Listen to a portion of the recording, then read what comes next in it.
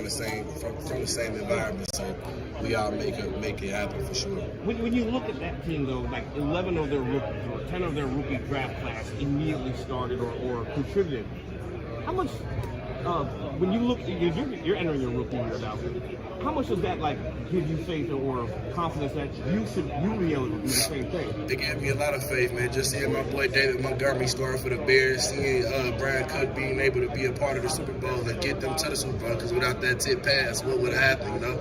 But just seeing them guys, knowing they want to let us handle their business and taking advantage of their opportunities, I know I'm going to be able to do the same with the wise words from my big bros. Have you got a chance to talk to the Houston Texans yet? I think I had a mini meeting with them, just like when they was pulling everybody to the side and just talking to them, calling their numbers and stuff like that. So yeah, I had a little conversation with them, just really everybody else getting to know my personality, and if they didn't know of me from Kansas, then just getting to know how I am in my position and what's my most dominant things on the field. So what would it be like if you got drafted by them? What would it be like playing for a defensive-minded head coach like DeMeco Ryan? It'll be good. My first favorite player was J.J. Watt, so I'll be able to take advantage of everything that coach said, and I'm gonna try to be another Watt on that team. Maybe even better. I mean, hopefully even better. Have you ever got the chance to go to Houston? I had a lot of games in Texas. We played Houston, the Houston University. We played them, so that was the only time I got to go. But I never went to the Texas Stadium. Have you spoken with the Steelers? Yeah, I spoke with the Steelers. I spoke with them a lot. Coach Hill was actually one of the coaches at the Reese's Bowl, so they got to see me dominated play out there. We had a good conversation yesterday, just really getting to know my personality, like I keep saying, because they see me play in the Reese's Bowl, and they see my dominance, my speed, my quickness, and my power, and how I get off the edge. Sure. Coming from a non. Yeah, I met with the Dolphins. Just a minute meeting with the Dolphins, like I said.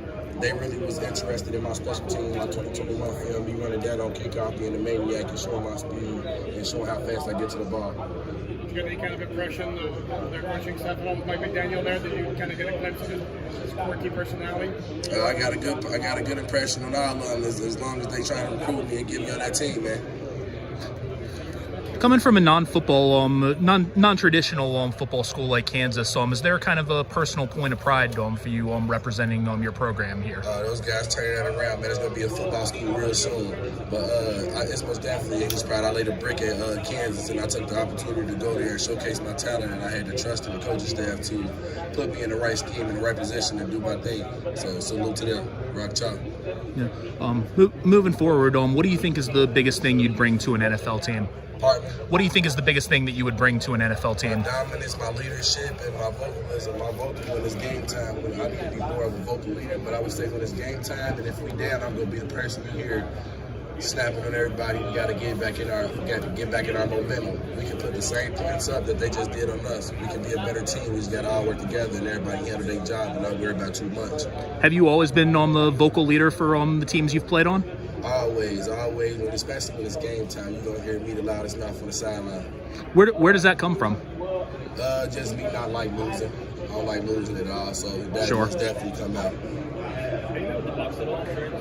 Say it again. Have you met with the Bucs at all during this process? Yeah, I met with the Bucs. They just was weird. They were just asking me about my personality. Also asked me the same question you asked about what would I bring to the team and everything like that. It's just simple questions like that. Getting to know me. And you were one of the standout guys at the Senior Bowl.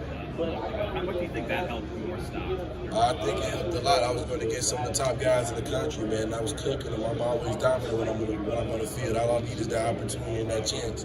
Don't look at my size, anything. Just look how fast I'm getting off the ball, and I'm stronger than what you think. What's the best advice about you through this process and what it takes to succeed at the NFL? Just always push through, man. Don't never lose faith. Always bet on yourself. You ain't always got to take criticism from the person to your side. Just always have somebody wise in your background to get wise words from. My person like that is my father. Anytime I'm feeling a certain type of way, I call my pops, and he always give me the wise words that I need to be able to elevate and keep moving on and keep moving forward. Lonnie, so with the strength staff at Kansas, they actually used to be at with Tanner Mayer. Tanner Mayer, he's a strength guy. I worked with him back when he was at UF, so he wanted me to come over and say hello to you and just be able to introduce myself. With the Senior Bowl, what was one or two things that you took away from that going forward, having the pads on for the very last time as you make that transition here, that you think that you really showed scouts, obviously your dominance, your hustle of the ball, like more technical in terms of like whether it be hand usage, whether it be run defense, coverage, or there's a couple things that you took away from the Senior Bowl? A couple things that I took away from the Senior Bowl is that I'm quick at adapting to the defense, and we just threw a defense in there, and I did my 111s. I ain't mess up on no plays, and then I showed my talents on the field. Once you show your talents on the field, you get to get in more, and the coach started putting me in even more once they see how fast I was getting to the quarterback. You think your adjustment to the game is going to really help you in order to see snaps early on within your NFL career? Most definitely. I'm always adaptable. I'm a product of my environment, man. I always say that, and I'm easy to adapt to whatever. Who are some guys that you like to watch in terms of taking things from their game, whether it be at the college or the pro level? And nobody from the college level, but the pro level, I say Khalil Mack, Michael Parsons, and T.J. Watt now.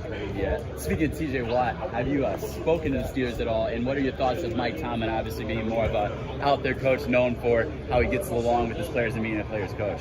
Yeah, I spoke with the Steelers. The coaches coaching the Senior Bowl, and they were my coaches and stuff. So I was working with them a lot, and they got to see me do a lot on the field. And just seeing the way they coach and their coaching style, I know I'll be able to be a good fit. What was it like being able to talk and learn from a guy like Grady Brown, like having such a good impact with DBs, but just being a good, smart mind overall? It was good because in the film room, man, he'd say stuff that I ain't never think about, and then every time he spoke, I made sure I wrote down notes. Thank you, sir. Pass rushing and all, like